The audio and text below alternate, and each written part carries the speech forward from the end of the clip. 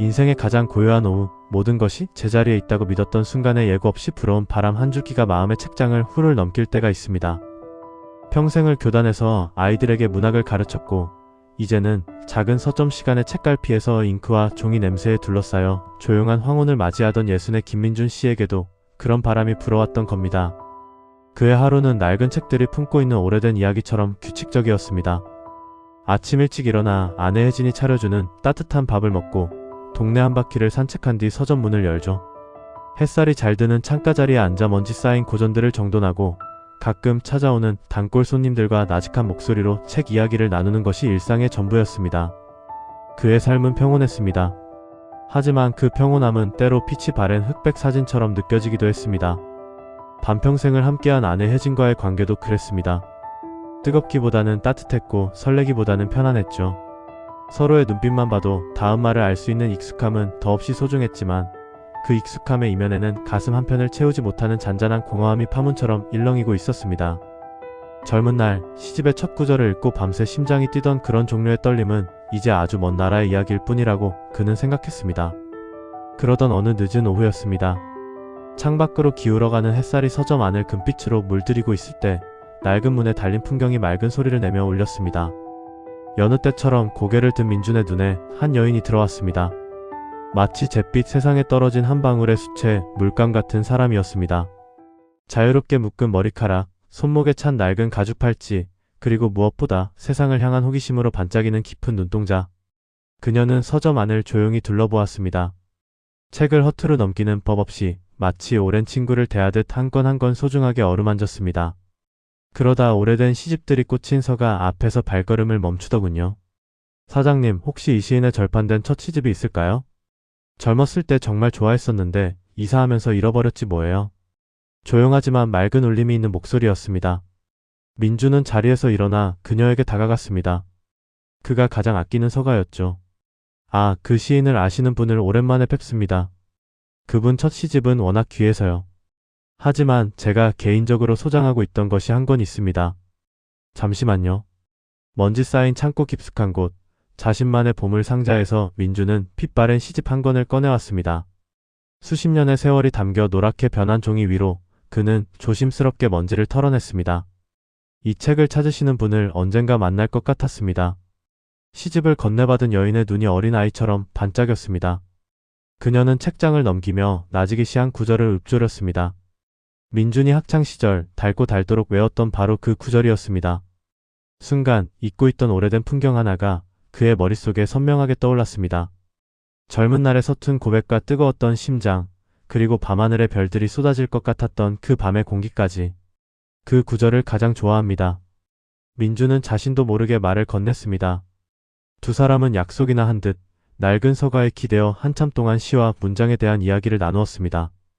그녀는 자신을 그림을 그리는 이서연이라고 소개했습니다. 도시 생활을 정리하고 얼마 전 고향으로 돌아와 작은 화실을 열었다고 했죠. 그녀의 이야기는 한 폭의 자유로운 추상화 같았습니다. 정해진 길 없이 마음이 이끄는 대로 붓질을 하며 살아온 삶의 궤적이 민준의 반듯한 삶과는 너무도 달라 보였습니다. 하지만 이상하게도 그 다름이 낯설지 않았습니다. 오히려 오랫동안 잃어버렸던 자신의 다른 반쪽을 만난 듯한 기묘한 동질감을 느꼈습니다. 민준은 오랜만에 가르치는 기쁨을 아니 누군가와 영혼이 통하는 대화를 나누는 기쁨을 느꼈습니다. 그의 말은 평소보다 깊어졌고 눈빛에는 잊고 있던 생기가 돌았습니다. 서연은 그의 이야기에 귀를 기울이며 연신 고개를 끄덕였고 때로는 소녀처럼 맑게 웃었습니다. 그 웃음소리가 서점의 고요한 공기를 부드럽게 흔들었습니다. 시간이 얼마나 흘렀을까요? 서연은 아쉬운 표정으로 시계를 보며 자리에서 일어났습니다. 오늘 정말 감사했습니다. 이 책은 제게 단순한 시집이 아니라 잃어버린 시간을 찾아주신 선물 같아요. 다음에 꼭 다시 들르겠습니다. 그녀가 떠나고 서점에는 다시 정적이 찾아왔습니다. 하지만 그 정적은 이전과는 다른 무게를 가지고 있었습니다. 민주는 그녀가 서 있던 자리를, 그녀가 만졌던 시집을 가만히 내려다보았습니다.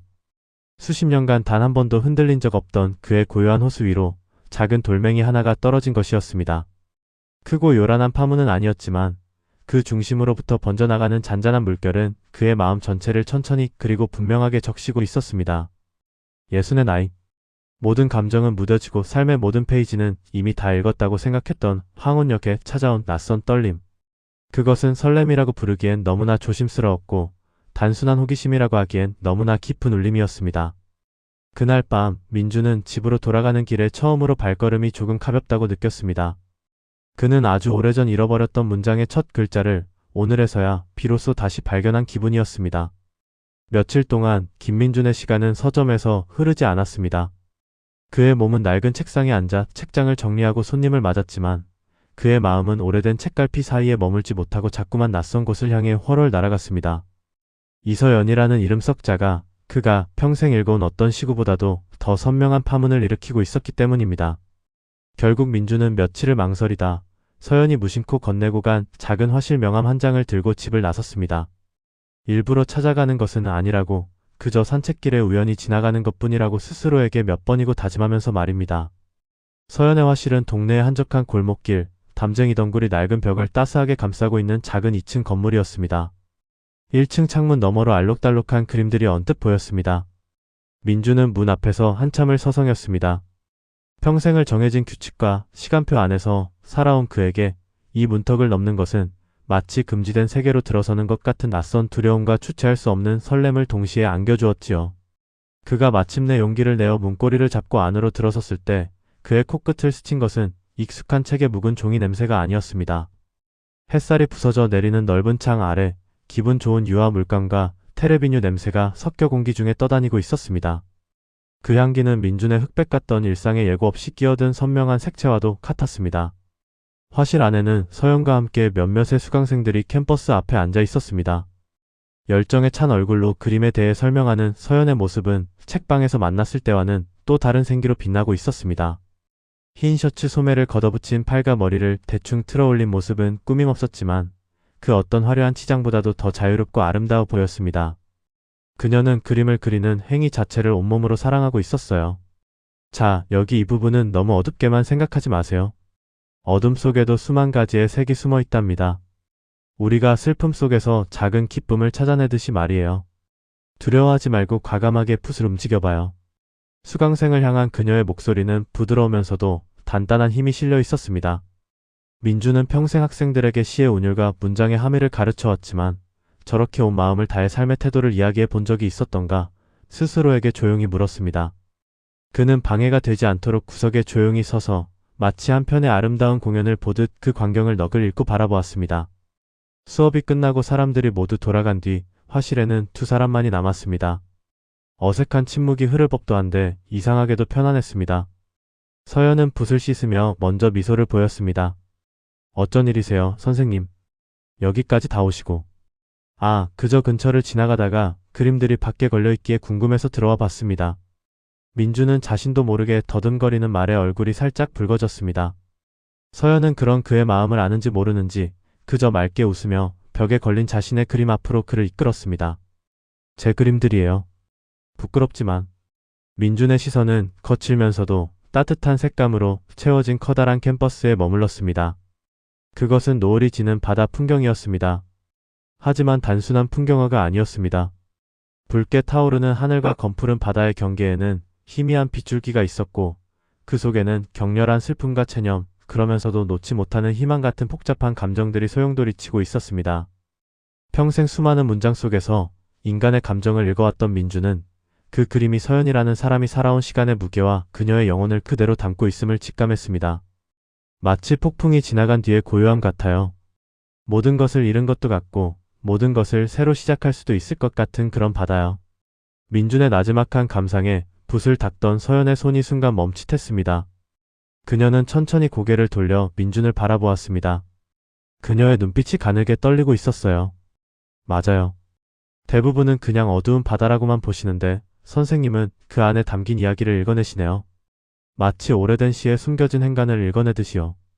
그 순간 두 사람 사이에는 더 이상의 말이 필요 없었습니다. 서로 다른 삶을 살아왔지만 같은 언어로 세상을 느끼고 아파하며 기뻐하는 영혼이라는 것을 두 사람은 말없이 깨닫고 있었습니다. 민주는 서연의 그림 속에서 자신의 마음 한구석에 자리 잡고 있던 공허함의 정체를 보았고 서연은 민준의 깊은 눈빛 속에서 자신의 그림을 온전히 이해해주는 단 한 사람을 발견했습니다. 그날 오후 민주는 서연이 내려준 따뜻한 차를 마시며 한참 동안 그림과 세상에 대한 이야기를 나누었습니다. 어색함은 눈 녹듯 사라지고 마치 오래전부터 알고 지낸 친구처럼 두 사람의 대화는 편안하게 이어졌습니다. 화실을 나서는 민준의 발걸음은 들어올 때와는 비교할 수 없이 가벼웠습니다. 그의 마음속에는 서연의 그림이 남긴 강렬한 색채와 잊고 있던 생의 감각이 다시 피어나고 있었습니다. 캠퍼스 위에 피어난 인연은 이제 막 서로의 삶이라는 도화지에 가장 아름다운 색을 칠하기 시작하고 있었습니다. 그날 오후 서연은 민준의 서점을 다시 찾았습니다. 그림 교실에서의 짧은 만남 이후 그녀의 마음 한구석에는 낡은 책 냄새와 그를 닮은 고요한 공간에 대한 잔상이 남아 있었기 때문입니다. 짤랑 하고 울리는 풍경 소리에 책장을 정리하던 민준이 고개를 들었습니다. 부드러운 스카프를 두른 서연의 모습이 오후의 햇살 속에 들어서는 순간 서점 안의 공기가 한결 부드러워지는 듯 했습니다. 그림 교실은 어떠셨어요? 재미없진 않으셨는지. 서연이 먼저 조용한 미소와 함께 말을 건넸습니다. 민준은 잠시 머뭇거리다 이내 옅은 웃음으로 답했습니다. 아닙니다. 덕분에 아주 새로운 세상을 엿본 기분이었습니다. 캠퍼스 위의 세상은 제가 알던 세상과는 또 다른 깊이가 있더군요. 그의 진심 어린 대답에 서연의 눈빛이 따스하게 빛났습니다. 그녀는 서점 안을 천천히 둘러보며 빽빽하게 꽂힌 책들을 향해 손을 뻗었습니다. 그 모습은 마치 오래된 숲을 거니는 탐험가 같았습니다. 그녀의 손길이 멈춘 곳은 핏바랜 시집 한 권 앞이었습니다. 이 신 참 좋아요. 글자 하나하나에 색채가 담겨 있는 것 같아서요.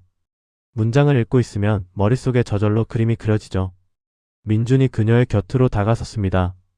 그는 평생을 문학과 함께 살아온 사람이었습니다. 그의 눈에는 시집의 제목보다 그 시집을 어루만지는 서연의 손길이 먼저 들어왔습니다. 맞습니다. 좋은 글은 독자의 마음에 풍경을 남기지요. 어떤 이는 그걸 상상력이라 부르지만 저는 영혼의 대화라고 생각합니다. 작가가 문장으로 그려낸 세상과 독자의 마음이 만나는 순간이니까요. 두 사람은 서가 사이에 나란히 서서 마치 오래전부터 알고 지낸 사이처럼 이야기를 나누기 시작했습니다.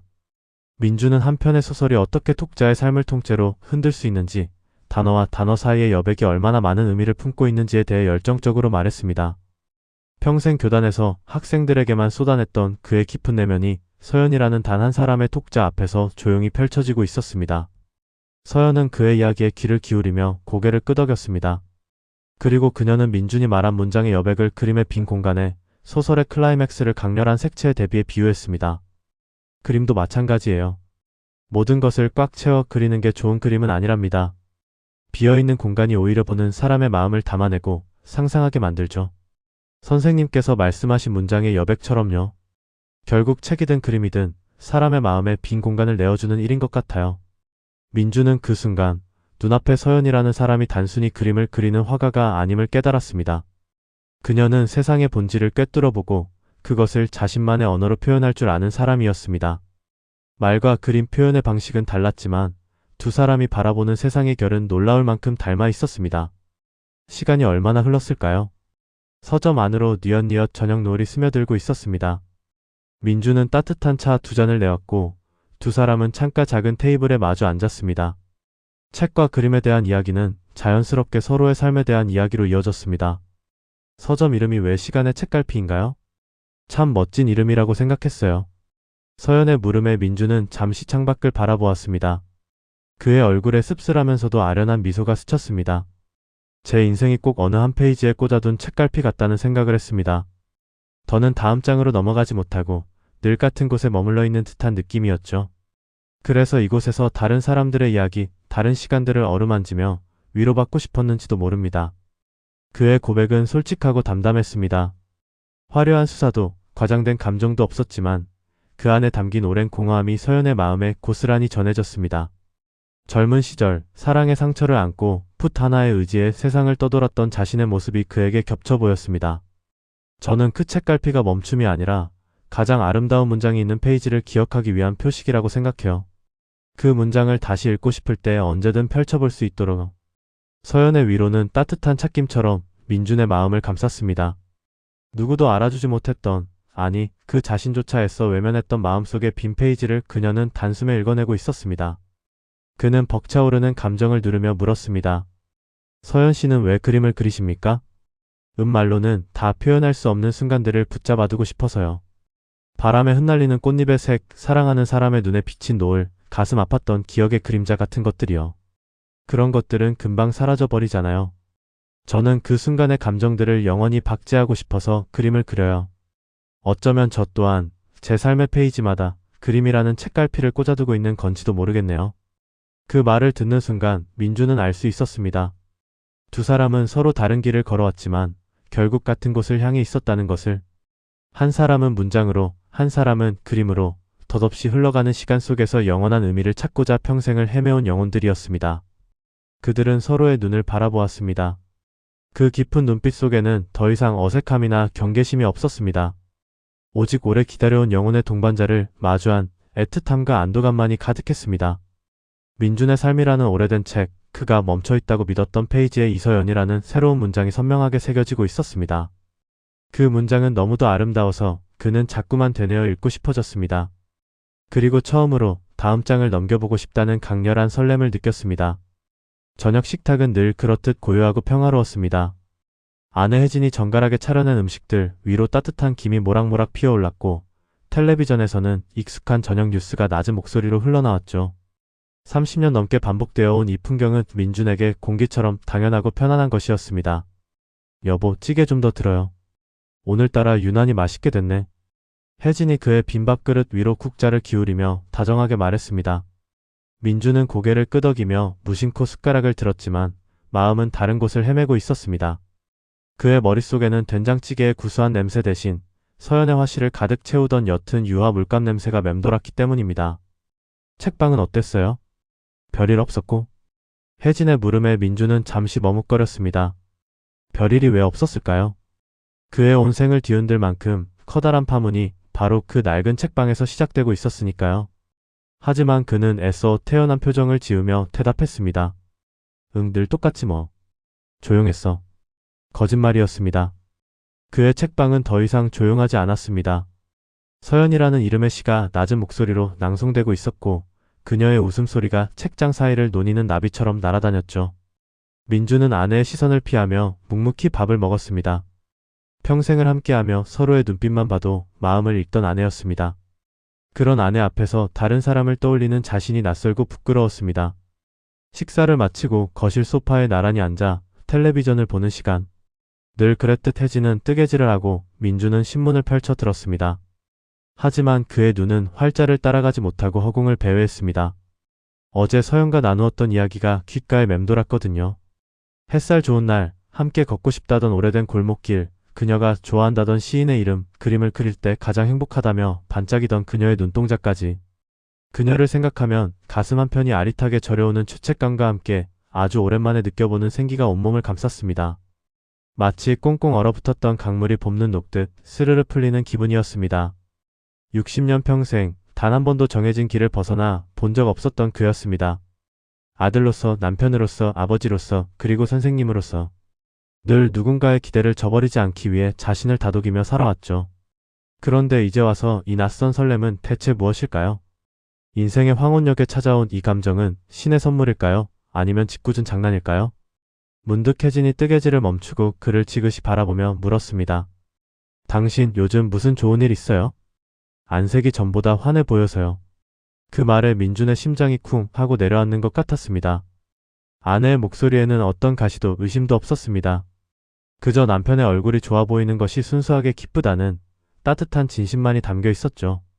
그래서 민준의 마음은 더 무거워졌습니다. 그는 멋쩍게 웃으며 신문으로 얼굴을 반쯤 가렸습니다. 그런가? 잘 먹고 잘 자서 그런가 보지. 하긴 요즘 책방 일 재밌어 하는 것 같긴 하더라. 당신이 그렇게 일에 대해 신나서 얘기하는 거 퇴직하고 처음 보는 것 같아요. 아내의 말은 틀리지 않았습니다. 단조롭기만 하던 책방은 서연이 나타난 이후 세상에서 가장 흥미로운 공간이 되었으니까요. 하지만 그 즐거움의 이유를 아내에게 차마 설명할 수는 없었습니다. 민주는 그저 희미하게 웃어 보일 뿐이었습니다. 그날 밤 민주는 잠을 설쳤습니다. 옆에서 새근새근 잠든 아내의 고른 숨소리를 들으며 그는 어둠 속에서 오랫동안 눈을 뜨고 있었습니다. 혜진의 얼굴에 새겨진 세월의 흔적들을 바라보았습니다. 함께 웃고 울었던 수많은 날들이 파노라마처럼 스쳐 지나갔습니다. 그녀는 그의 삶 그 자체였고 그가 평생을 지켜온 견고한 성이었습니다. 그런데 지금 그는 성문 밖에서 불어오는 향기로운 바람에 마음이 흔들리고 있었습니다. 이토록 편안하고 안정된 익숙함, 그리고 저토록 아찔하고 설레는 새로움. 그 경계 위에서 민주는 길 잃은 아이처럼 서 있었습니다. 한평생 모범 답안처럼 살아왔던 그의 인생에 처음으로 정답을 알 수 없는 문제가 주어진 것이었습니다. 깊은 밤, 민주는 제 가슴에 조용히 손을 얹었습니다. 수십 년간 잊고 있던 심장의 두근거림이 낯설고도 선명하게 그의 손끝으로 전해져 오고 있었습니다. 늦가을의 햇살은 유난히 따스하고 아른했습니다. 금빛으로 부서지는 오후의 빛이 호숫가를 따라 끝없이 펼쳐진 산책로 위에 쏟아져 내렸습니다. 발밑에서는 바삭하고 마른 낙엽이 부서지는 소리가 정겹게 울려 퍼졌고 공기는 스웨터의 감촉처럼 부드럽고 서늘했습니다. 민준과 서연은 말없이 그 길을 나란히 걷고 있었습니다. 어떤 약속도 정해진 목적지도 없는 산책이었습니다. 그저 서로의 보폭을 맞추며 같은 풍경을 눈에 담고 같은 공기를 들이마시는 것만으로도 충분한 시간이었습니다. 민준의 마음은 발밑에서 바스러지는 낙엽 소리처럼 조심스러웠습니다. 평생을 정해진 길 위에서 살아온 그에게 이 예측할 수 없는 감정의 소용돌이는 낯설고도 두려운 것이었으니까요. 하지만 그 두려움 끝에는 기분 좋은 온기가 함께했습니다. 마치 오랫동안 잊고 있던 낡은 코트 주머니에서 뜻밖의 온기를 발견한 것처럼 말입니다. 서연은 말없이 걷는 그의 옆모습에서 평생을 찾아 헤맨 그림의 마지막 조각을 발견한 듯한 기묘한 안도감을 느꼈습니다. 세월이 새겨놓은 잔잔한 주름과 무언가 깊은 사연을 담고 있는 듯한 눈빛.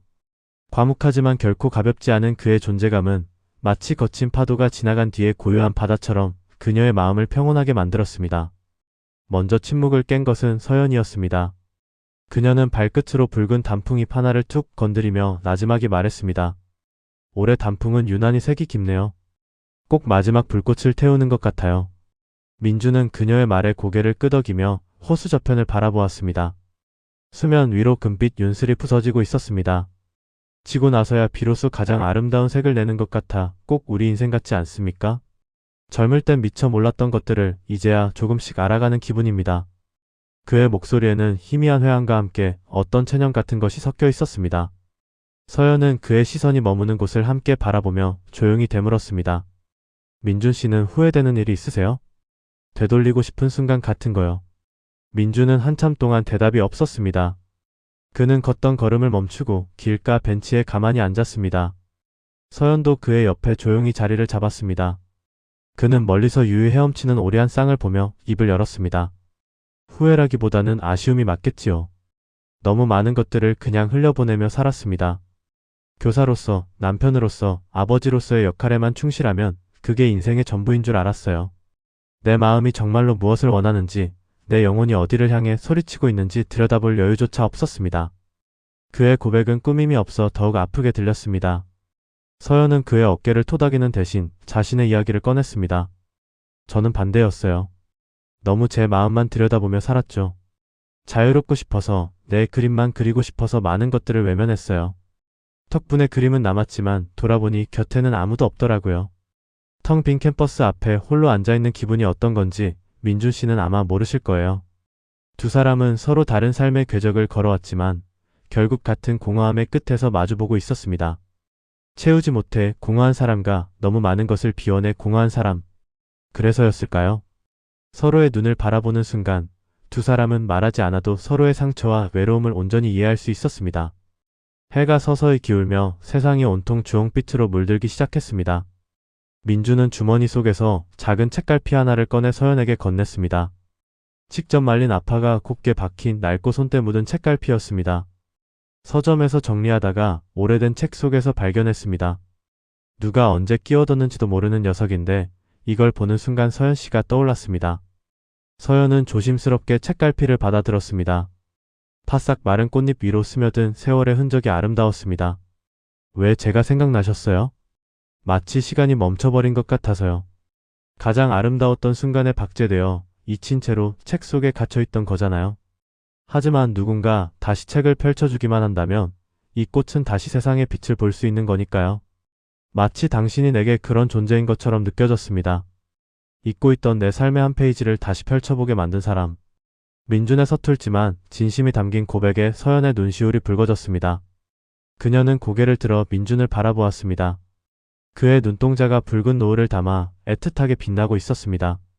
민준 씨를 만나고 나서 제 캠퍼스가 다시 채워지고 있어요. 오랫동안 비어있던 곳에 색이 번지는 기분이에요. 무슨 색을 칠해야 할지 몰라 막막하기만 했는데 이제는 알 것 같아요. 당신이라는 색이 내 그림의 마지막을 완성시켜 줄 거라는 걸요. 더 이상의 말은 필요 없었습니다. 두 사람은 서로의 손을 잡지도 서로를 끌어안지도 않았습니다.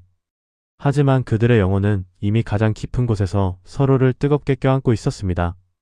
어느덧 길게 늘어진 두 사람의 그림자가 땅 위에서 하나로 겹쳐지는 순간이었습니다. 평생을 다른 길 위에서 살아온 두 개의 그림자가 마침내 하나의 형상으로 완성되는 아름답고도 서글픈 황혼의 풍경이었습니다. 민주는 속으로 생각했습니다. 이 떨림의 끝이 어디일지 알 수 없지만 적어도 지금 이 순간만큼은 온전히 내 마음의 소리를 따르고 싶다고. 덮어두었던 낡은 시집의 마지막 장을 바로 당신과 함께 읽고 싶어졌다고 말입니다. 사랑이라는 감정은 때로 가장 익숙한 풍경 속에 가장 낯선 모습으로 스며들기도 합니다. 평생을 함께한 사람의 아주 작은 변화가 수십 년을 함께 맞춰온 삶의 톱니다 바퀴가 미세하게 엇나가는 소리처럼 들릴 때가 있는 법이죠. 민준의 아내 혜진에게 요즘의 남편이 바로 그러했습니다. 수십 년간 혜진이 알고 지낸 남편 민준은 늘 한결같은 사람이었습니다.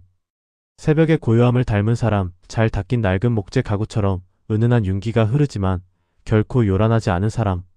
그의 하루는 정해진 시간표처럼 정확했고 그의 감정은 잔잔한 호수처럼 깊이를 알 수 없을지언정 파도를 일으키는 법이 없었습니다. 그런데 언제부터였을까요? 그 잔잔하던 호수 위에 작은 바람이 불기 시작한 것은 변화는 아주 사소한 것에서부터 시작되었습니다. 책방에 나서는 남편의 옷차림이었습니다. 늘 편안한 면바지에 옅은 색 셔츠를 고집하던 사람이 얼마 전부터는 옷장 깊숙이 넣어두었던 조금은 멋을 낸 재킷을 꺼내 입기 시작했습니다. 다림질도 어딘가 더 정성이 들어간 듯 킷과 소매 끝이 빳빳하게 서 있었습니다. 어느 날 아침 혜진은 향긋한 커피를 내리며 무심한 척 물었습니다. 오늘 어디 좋은데 가세요? 평소보다 신경 쓴 것 같네. 거울 앞에서 매무새를 코치던 민주는 순간 움찔하는가 싶더니 이내 멋쩍은 미소를 지으며 탑했습니다. 무슨, 그냥 날이 좋아서요. 가을이잖소. 혜진은 더 묻지 않고 그저 웃어 보였습니다. 하지만 그녀는 알고 있었습니다. 남편은 계절의 변화에 옷차림으로 화답할 만큼 살가운 사람이 아니라는 것을요. 그의 마음속에 계절보다 더 선명한 어떤 변화가 일어나고 있다는 것을 어렴풋이 짐작할 뿐이었습니다. 그뿐만이 아니었습니다. 늦은 밤 서재에서 홀로 책을 읽던 남편의 입가에 떠오르는 희미한 미소를 몇 번이나 목격했습니다. 무슨 좋은 일이라도 있느냐 물으면 그는 그저 책의 한 구절이 마음에 남아서 그런다며 얼버무리곤 했죠. 하지만 혜진은 보았습니다. 남편의 시선은 책의 활자 위에 머물러 있었지만 그의 마음은 아주 먼 곳을 유영하고 있다는 것을요. 마치 잊고 있던 첫사랑의 편지를 다시 읽는 소년처럼 그의 얼굴엔 설렘과 그리움이 뒤섞인 낯선 표정이 어른거렸습니다. 의심의 씨앗은 아주 작은 틈만 있어도 뿌리를 내리는 법이지만 혜진의 마음은 의심보다는 의문에 가까웠습니다. 남편의 낯선 행복이 어디에서 비롯된 것인지 궁금했지만 그것을 캐묻고 싶지는 않았습니다. 그저 묵묵히 지켜볼 뿐이었습니다. 40년 가까운 세월을 함께 살아온 아내의 감각은 지금 남편에게 필요한 것은 추궁이 아니라 조용한 시간이라는 것을 말해주고 있었습니다. 결정적인 순간은 예고 없이 찾아왔습니다. 며칠 전 남편이 입고 나갔던 재킷을 세탁소에 맡기기 위해 주머니를 살피던 혜진의 손끝에 작고 빳빳한 무언가가 걸렸습니다. 꺼내보니 손바닥만 한 스케치북 종이 한 장이었습니다. 그 위에는 연필로 섬세하게 그린 들국화 한 송이가 피어 있었습니다. 전문적인 화가의 솜씨인 듯 간결한 선 몇 개만으로도 바람에 흔들리는 꽃잎의 질감과 애틋한 생명력이 고스란히 느껴지는 그림이었습니다. 혜진은 순간 숨을 멈췄습니다. 이것은 남편의 것이 아니었습니다. 문학을 사랑하고 시를 필사하던 남편이었지만 그림에는 영 소질이 없다는 것을 누구보다 잘 아는 혜진이었습니다. 이 작은 그림 한 장은 남편이 자신 모르게 새로운 세상의 문을 열었다는 명백한 증거처럼 느껴졌습니다. 그림 속 들국화는 마치 남편의 마음에 피어난 낯선 감정의 초상화 같았습니다. 그날 밤 혜진은 잠든 남편의 얼굴을 오랫동안 가만히 내려다보았습니다. 깊게 팬 주름과 희끗희끗한 머리카락, 평생을 성실하게 그리고 어쩌면 너무나 외롭게 자신만의 성을 지켜온 한 남자의 얼굴이었습니다. 젊은 시절 교사로서의 책임감과 가장으로서의 무게감에 짓눌려 자신의 감정을 표현하는 법을 잊어버린 사람. 혜진은 그가 얼마나 오랫동안 메마른 땅을 걸어왔는지 알고 있었습니다. 그래서였을까요? 질투나 배신감보다는 아릿한 슬픔과 연민이 먼저 가슴을 채웠습니다. 다음날 저녁 마주 앉아 과일을 깎던 혜진이 조용히 입을 열었습니다. 여보. 응? 민주는 신문에서 눈을 떼고 아내를 바라보았습니다. 요즘 행복해요? 혜진의 질문은 너무나 담백하고 부드러워서 오히려 민준의 마음을 날카롭게 파고들었습니다. 그는 순간 당황한 기색이 역력했습니다. 행복하냐는 질문. 너무나 근원적인 그 질문 앞에서 그는 어떤 대답도 쉽게 꺼낼 수 없었습니다. 갑자기 왜 그런 걸 물어? 그냥 당신이 웃는 모습을 보는 게 참 오랜만인 것 같아서요. 예전엔 잘 웃지 않았잖아요. 그런데 요즘은 혼자서도 슬며시 미소 짓는 걸 몇 번 봤어요. 보기 좋아서 그 행복이 오래갔으면 좋겠다 싶어서요. 혜진의 목소리에는 한치의 가시도 없었습니다. 오직 남편의 행복을 진심으로 바라는 아내의 따뜻한 마음만이 담겨 있었죠. 민주는 아내의 깊은 눈을 들여다보았습니다. 그 눈 속에는 모든 것을 알고 있다는 듯한 현명함과 그럼에도 불구하고 자신을 온전히 품어주려는 거대한 사랑이 담겨 있었습니다. 그는 차마 고개를 들 수 없었습니다. 자신의 내면을 들킨 것 같은 부끄러움과 그런 자신을 탓하지 않는 아내에 대한 미안함이 한꺼번에 밀려왔습니다. 혜진은 말없이 일어나 남편에게 따뜻한 차 한 잔을 건넸습니다. 김이 모락모락 피어오르는 찻잔처럼 두 사람 사이에는 어떤 질문도 어떤 대답도 필요 없는 조용한 온기가 흘렀습니다. 혜진은 생각했습니다. 사랑이란 소유하는 것이 아니라 그 사람이 그 사람답게 가장 빛날 수 있도록 곁을 지켜주는 것일지도 모른다고. 설령 그 빛이 나를 향한 것이 아닐지라도 말입니다. 한 남자의 아내이기 이전에 한 사람의 인생을 가장 가까이서 응원해온 동반자로서 그녀는 남편의 낯선 행복을 묵묵히 지켜봐 주기로 마음먹었습니다. 그것이 지난 40년간 쌓아온 그녀의 사랑의 방식이었습니다. 늦가을의 정점에서 확인했던 서로의 마음은 되려 김민준의 일상을 더욱 무겁게 짓누르기 시작했습니다. 서연과 함께 있을 때면 세상의 모든 색이 비로소 제자리를 찾은 듯 선명했지만 익숙한 현관문을 열고 들어서는 순간 그의 세상은 다시 안개 낀 흑백 사진처럼 흐릿해졌습니다. 거실에서 뜨개질을 하는 아내 박혜진의 뒷모습은 수십 년의 세월이 쌓아 올린 견고한 성벽과도 같았죠. 무너뜨릴 수도 넘을 수도 없는 그가 평생을 바쳐 지켜온 삶의 터전이었습니다. 저녁 식탁에 마주 앉은 시간은 고요했습니다. 혜진이 차려낸 따뜻한 찌개와 정갈한 반찬들은 변함없이 그의 허기진 배를 채워주었지만 마음 한구석의 공허함은 채워주지 못했습니다. 아내는 그가 좋아하는 생선 가시를 발라 밥 위에 얹어주며 무심한 듯 말했습니다. 오늘따라 유독 피곤해 보이네요. 책방에 손님이 많았어요? 그 다정한 목소리가 날카로운 바늘처럼 민준의 양심을 찔렀습니다. 그는 애써 태연한 척 대답했죠. 아니 그냥 가을을 타나봐. 혜진은 더 묻지 않았습니다. 그저 옅은 미소를 지으며 고개를 끄덕일 뿐이었죠. 민주는 그런 아내의 현명함이 고마우면서도 동시에 숨이 막혀왔습니다. 차라리 화를 내고 따져 물었다면 이 마음의 빚을 조금이라도 덜 수 있었을까요? 하지만 혜진은 언제나처럼 그를 온전히 믿어주는 방식을 택했습니다. 그 믿음의 무게가 서연을 향한 설렘의 무게만큼이나 그를 짓눌렀습니다. 밤이 깊어지고 아내가 잠든 것을 확인한 민주는 조용히 서재로 향했습니다. 어둠 속에 홀로 앉아있으니 낮에 보았던 서연의 얼굴이 뚜렷하게 떠올랐습니다. 그녀의 웃음소리, 그림을 설명하던 반짝이는 눈빛, 수줍게 그의 손을 스치던 온기까지. 마치 오래된 필름 영상기처럼 그녀와의 모든 순간이 그의 마음속에서 끊임없이 재생되었습니다. 이것이 과연 사랑일까요? 아니면 그저 늙고 외로운 남자의 뒤늦은 객기일까요? 평생을 문학교사로 살며 수많은 사랑 이야기를 가르치고 분석해왔지만 정작 자신의 감정 앞에서는 길 잃은 아이처럼 서툴기만 했습니다. 그는 책장에서 낡은 시집 한 권을 꺼내 들었습니다. 언젠가 서연과 함께 읽었던 시인의 작품이었죠. 한 사람이 온다는 건 실은 어마어마한 일이다. 그의 과거와 현재와 그리고 그의 미래가 함께 오기 때문이다. 한 사람의 일생이 오기 때문이다. 민주는 시의 한 구절에 시선을 멈췄습니다. 서연이라는 한 사람이 그의 인생에 들어오면서 그의 메마른 일생이 통째로 흔들리고 있었습니다. 하지만 동시에 혜진이라는 한 사람의 일생 역시 그의 어깨 위에 고스란히 얹혀 있었죠. 지난 세월, 가난하고 힘들었던 시절을 함께 견디고 아이들을 키우며 웃고 울었던 시간들. 그 모든 기억들이 혜진의 얼굴 위에 겹쳐 있었습니다. 그것은 사랑이 아니라 말할 수 없는 책임감만이라 치부할 수도 없는 삶 그 자체였습니다. 안정적인 가정을 지켜야 하는 책임감, 뒤늦게 찾아온 운명 같은 사랑. 두 개의 거대한 저울추가 그의 마음 위에서 위태롭게 흔들렸습니다. 어느 한쪽으로도 쉽사리 기울지 않는 팽팽한 균형. 그는 이 저울 위에서 영원히 내려오지 못할 것 같은 절망감에 휩싸였습니다. 혜진의 삶을 배신할 수도, 서연의 마음을 외면할 수도 없었습니다. 그렇다고 지금처럼 두 개의 세상을 오가며 아슬아슬한 줄타기를 계속할 수도 없는 노릇이었죠.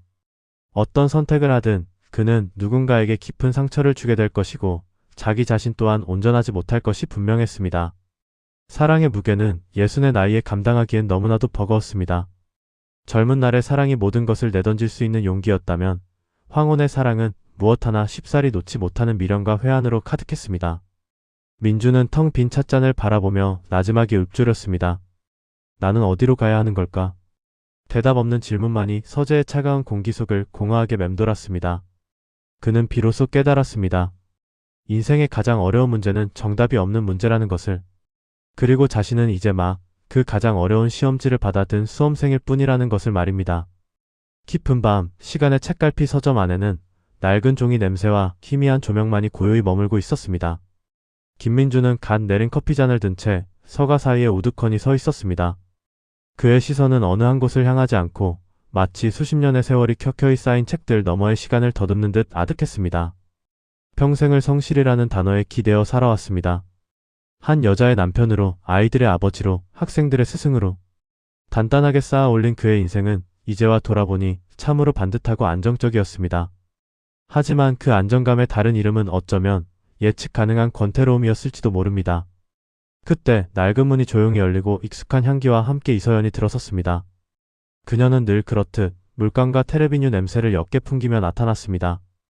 늦은 시간, 약속도 없는 방문이었지만 민주는 조금도 놀라지 않았습니다. 마치 오랫동안 기다려온 사람처럼 그는 그저 담담히 그녀를 바라볼 뿐이었습니다. 서연이 먼저 침묵을 깼습니다. 그녀의 목소리는 서점의 고요한 공기를 부드럽게 감쌌습니다. 저녁은 드셨어요? 불이 켜져 있기에 혹시나 해서요. 민주는 희미하게 고개를 저으며 대답했습니다. 그냥 책들을 좀 보고 있었습니다. 너무 오래돼서 주인이 누군지도 잊어버린 책들요. 이 책들도 저마다의 이야기가 있었을 텐데 누군가에겐 전부였을 세상이 지금은 그저 먼지 쌓인 과거가 되어버렸네요. 그의 말 속에는 단순히 책에 대한 이야기가 아닌 자신의 삶에 대한 깊은 회한과 쓸쓸함이 묻어 있었습니다. 서연은 말없이 그에게 다가가 그의 시선이 머물던 낡은 시집 한 권을 조심스럽게 꺼내 들었습니다. 그리고는 나지막이 말했죠. 그래도 이야기는 사라지지 않아요.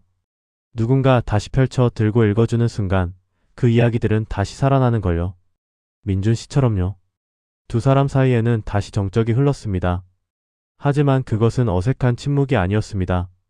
수만 가지 단어보다 더 많은 감정을 실어 나르는 깊고 따뜻한 침묵이었습니다. 한참 만에 민준이 어렵게 입을 열었습니다. 그의 목소리는 평소보다 조금 더 낮고 미세하게 떨리고 있었습니다. 서연 씨, 나는요. 내 인생이라는 책은 참 오래도록 한 사람과 함께 읽어온 책입니다.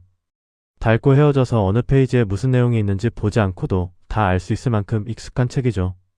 그 책에는 제 젊음이, 제 책임감이, 그리고 제 가족의 역사가 다 담겨 있어요. 그는 잠시 말을 멈추고 숨을 골랐습니다.